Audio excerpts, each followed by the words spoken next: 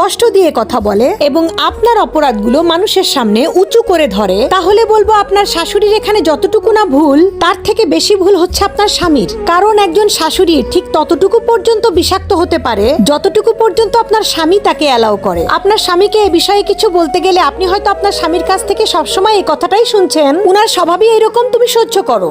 আমি কিছু বলতে গেলে বাড়ির পরিবেশটা নষ্ট হয়ে যাবে। তাহলে সরি টু সে ভাই, আপনার বাড়ির পরিবেশ অলরেডি খারাপ হয়ে গেছে। আপনি আপনার স্ত্রীকে সবসময় দুঃখী দেখছেন, ডিপ্রেশনে দেখছেন। এমনকি এটার একটা প্রভাব আপনার দাম্পত্য জীবনে, এমনকি আপনার সন্তানের উপরও পড়ছে, এবং যেটাতে কোনো পদক্ষেপ না নিয়ে আপনি সমর্থনও করছেন।